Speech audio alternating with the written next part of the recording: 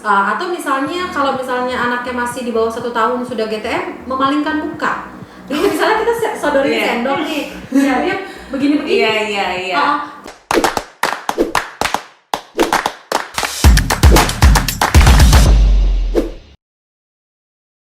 Hai Smart Parents, ketemu lagi dengan saya Sylvia di channel Rednet Official. Smart Parents, hari ini saya kedatangan tamu spesial. Beliau adalah ibu dari 2 orang anak. Anak yang pertama bernama Rain, kemudian anak yang kedua bernama Ivy. Beliau juga merupakan founder dari Smart Mom ID. Beliau juga owner dari EO Unicorn at Calm. Nah, siapakah beliau? Pastinya Smart Parents udah penasaran banget. Nah, hari ini bintang tamu saya adalah Mom Fibri. Hai Mam, apa kabar? Sehat. Oke, anak-anak sama dedinya juga sehat ya? Alhamdulillah sehat. Oke, very good. Berarti kita udah siap hari ini. Nah, Smart Parents, hari ini kita akan membahas apa sih itu GTM. Nah, langsung kita tanya kepada Mam Fibri yang akan menjelaskan apa sih itu GTM. Oke, Mam Fibri, bisa nggak sih dijelaskan kepada Smart Parents apa sih itu arti dari GTM? Yes, Mom Sylvia. GTM ini kalau bagi aku ibu yang punya 2 balita, bahkan yang satu masih toddler ya, ini jadi makanan sehari-harinya aku. GTM itu adalah gerakan tutup mulut. Jadi bayangkan ini adalah istilah umum ya, istilah yang familiar banget di antara kita para mama milenial terhadap kelakuan anak kita yang biasanya punya toddler usia 1-3 tahun yang dalam masa eksplorasi makanan itu udah mulai piki-piki loh, milih-milih makanan dan seringkali cuma diemut, didiemin di dalam mulut lama lalu akhirnya dilepeh. Pokoknya susah banget dikasih makanan. Itu pasti stres banget ya Mam. Wow, stressful. Yes. Oke, Mam Fibri, bisa nggak sih dijelasin kepada saya maupun Smart Parents penyebab dari gerakan tutup mulut tuh apa gitu, Mam Fibri? Well, dari sepanjang pengetahuan saya as a mom ya, kapasitas saya sebagai mom bukan yang sebagai ahlinya loh. Itu adalah GTM ini, itu biasanya penyebabnya harus kita cari tahu apakah anaknya sedang tumbuh gigi atau tidak. Mom Sylvie. Karena memang biasanya kalau lagi proses tumbuh gigi, dia kan merasa nggak nyaman jadi apapun yang dimasukin ke mulutnya pasti akan dilepeh. Nah, kalau misalnya itu ternyata tidak, ya kita harus cek lagi gitu, ada masalah lain nggak di sekitar mulutnya, kayak misalnya ada sariawan nggak, atau misalnya masalah lain lah yang terkait dengan oralnya Lalu kalau memang misalnya kita bisa ignore hal-hal yang demikian seperti itu, ya berarti mungkin kemungkinan besar memang secara emosional dari anaknya memang ada problem gitu untuk mengenal makanan baru ini gitu.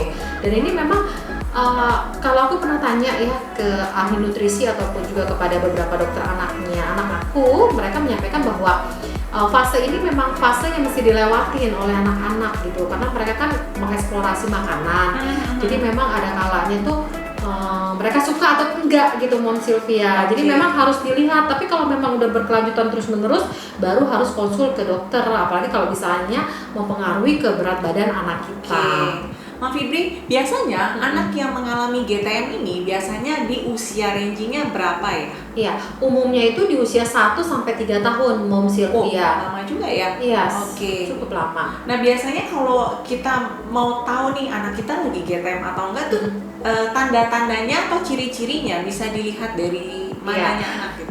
Kalau aku dari pengalamannya aku itu adalah dari durasi dia makan, Mom Sylvia. Jadi kayak misalnya nih aku dudukin anakku di atas baby chair-nya ya, kursinya.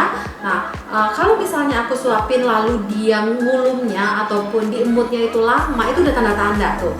Jadi biasanya anak yang suka GTM itu dia itu ngemut makanan. Jadi bukan dikunyah, diemut lama, didiemin di dalam mulutnya. Nanti in the end-nya itu bukannya dikunyah tapi dilepeh, dibuang. Atau misalnya dia rewel pada saat kita suapin, dia nggak mau gitu kan, dia rewel, dia cari cara lah untuk nggak masuk gitu makanan ke dalam mulutnya. Nah, atau misalnya kalau misalnya anaknya masih di bawah 1 tahun sudah GTM, memalingkan muka. Jadi misalnya kita sodorin sendok nih, ya dia begini-begini. Jadi kayak memalingkan, kayaknya susah gitu masukin gitu kan. Terus dia benar-benar istilahnya itu pas banget Mom Sylvia, dibilang gerakan tutup mulut, dia benar-benar tutup mulutnya. Dan pastinya kita jadi mami kesel udah masakin susah-susah, nggak dimakan. pastinya kalau refleks dari orang tua yang biasa akan marahin ya. Nah kalau menurut Mam Fibri, dengan cara kita marahin kadang-kadang ada anak yang takut jadi makan, atau ya udahlah dia lagi nggak mau makan, kita diemin aja. Menurut Mam Fibri, lebih baik kita menggunakan cara yang mana berdasarkan pengalaman Mam Fibri gitu. Yes, karena aku udah punya anak 2, jadi aku punya pengalaman nih dari pada saat Ren GTM pertama dengan Ivy yang sekarang. Jadi aku udah lebih fleksibel nih untuk menghadapi Ivy yang GTM ya. Jadi pada saat Ren awal dulu ya, aku apa yang disampaikan oleh Mom Sylvia itu ngalamin. Jadi kayak misalnya, ya ampun ini masak udah capek-capek, udah gue saring-saring, udah aku bahan makanannya juga nggak murah ya, karena semua serba organik, anaknya nggak mau makan. Akhirnya aku jadi marah. Jadi kayak misalnya aku agak keras kerennya ngomongnya, terus aku bilang, kamu makan nggak? Buka mulut kamu, buka mulut kamu. Nah seperti itu misalnya. Nah yang seperti itu ternyata salah, karena itu akan menciptakan traumatis pada anak kita. Anak kita jadi malah merasa bahwa saat-saat makan itu akan dianggap sebagai saat yang menakutkan. Jadi akhirnya pada saat kita mau memulai makan lagi besok, dia udah tutup mulut duluan.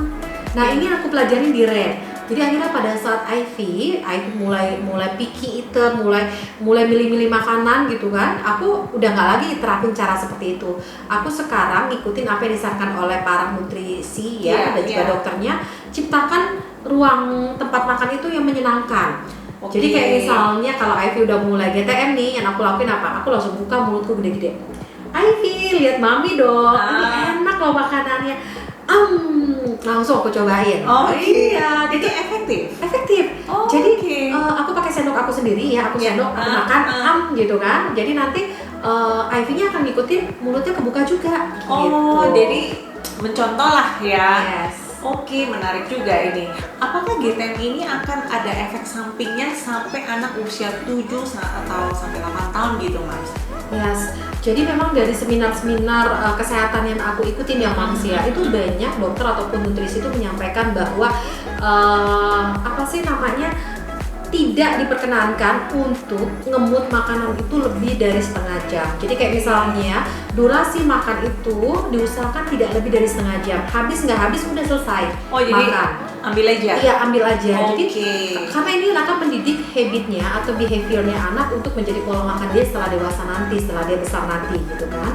Jadi kalau memang anaknya Mom Sylvia kira-kira terlalu lama nih makan, aku sih ngerinya mikirin lebih ke arah giginya ya, pembentukan untuk giginya, karena terlalu banyak makanan di dalam mulutnya selama 1 jam itu kan nanti bisa bikin karies, atau misalnya kotoran giginya juga terlalu banyak numpuk di sana. Nah ini mungkin bisa dikonsultasikan lebih lanjut nih misalnya ke dokter ahlinya ya. Tapi yang pasti yang aku tahu, sepanjang yang aku tahu itu jangan pernah biarkan anak makan lebih dari setengah jam.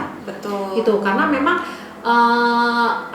biarkan anaknya minta malah justru. Jadi kayak misalnya nih setengah jam udah kita stop, habis nggak habis udah stop aja ya. Jadi kalau misalnya ntar dia lapar, biarkan dia minta. Justru itu yang akan kita provocate untuk ngebentuk habit anak ini supaya makannya itu bisa tepat waktu ya, dan nggak dikulung, nggak diemut lama-lama di dalam. Jadi nggak usah worry misalnya, aduh nanti dia kurang nih makannya, dia nggak makan nasi nih, nggak habis gitu kan. Itu nggak usah worry gitu, Mams. Sepanjang yang aku tahu itu justru kita jangan penuh ketakutan seperti itu, Mams. Kalau kayak misalnya gini, kayak misalnya, aduh dia nggak apa-apa, dia lama, yang penting anak saya ngabisin makanannya. Itu ternyata nggak bagus untuk psikologi anaknya gitu. Kalau katanya untuk behavior dia makannya nanti. Jadi justru harus ada waktu-waktunya makan itu. Kalau memang setengah jam dia nggak habis ya sudah selesai gitu. Nanti mulai lagi. Jadi nanti akan kebentuk nih di pemikiran anaknya, aduh gue harus cepet nih makan, kalau nggak ntar diambil sama mama saya nih makanan. Akhirnya itu akan kebentuk dan akan menjadi pola habit yang baik nantinya. Jadi kalau awalnya dia menangis, cranky atau apa, it's okay. Biarin aja ya. Biar aja. Justru kalau anak yang GTM itu diambil makanannya tuh pertama-tama dia seneng. Karena kan dia merasa selamat ya dari tuntutan ibunya untuk makan nih ya. Justru kita yang kesel biasanya. Tapi nanti dia akan merasa cepet lapar. Nah akhirnya kan dia akan minta gitu kan. Ya seperti itu. Itu sih salah satu caranya. Tapi memang cara untuk ngatasin GTM itu kita harus banyak-banyak kreatif sih. Kayak misalnya menu-menu makanannya juga harus dibikin. Kita tuh harus bisa mengetahui anak kita itu kira-kira tipikal suka makanan seperti apa. Kayak misalnya kalau Ivy ini anakku yang kedua tuh senangnya manis-manis. Jadi jadi kayak misalnya sayur bayam, Betul. sayur-sayuran yang agak kerasa manis itu dia suka banget gitu kan. Dia bisa gadoin banyak. Tapi kalau giliran saya kasih protein yang asin-asin, dia agak susah tuh makannya tuh. Nah, beda sama Ren. Ren justru paling seneng sesuatu yang savior, yang misalnya asin atau misalnya protein-protein tadi ya, daging tuh dia suka gitu kan. Nah, that's why kita harus tahu nih selaknya. Jadi akhirnya kita bisa kreasiin makanannya, kayak misalnya Ivy nggak suka daging tapi dia suka sayuran. Nah, aku bikinin perkedel bayam, di dalamnya ada bayam dan daging gitu kan. Ren nggak suka sayuran misalnya kan. Nah, akhirnya aku bikin apa? Mungkin aku bikin bubur Manado yang ada campuran sayuran-sayurannya banyak, tapi udah nggak kelihatan tapi ada lembek-lembek gitu kan. Jadi minimal dia makannya nggak susah gitu. Harus kreatif seperti itu. Kreatif berarti ya. Jadi cobalah cari search menu-menu yang kreatif tapi simple. Jadi misalnya anak gak suka makan sayur, kita cari cara gimana sih masukin sayur dalam makanannya, mungkin di blender atau apa gitu ya Mams ya. Oke. Wah Mams, ilmunya banyak banget yang udah di-sharingin ke saya maupun Smart Parents. Nah, bisa nggak sih Mam Fibri memberikan sedikit tips kepada Smart Parents yang mungkin sedang mengalami GTM pada anaknya gitu, biar lebih semangat lagi gitu? Iya.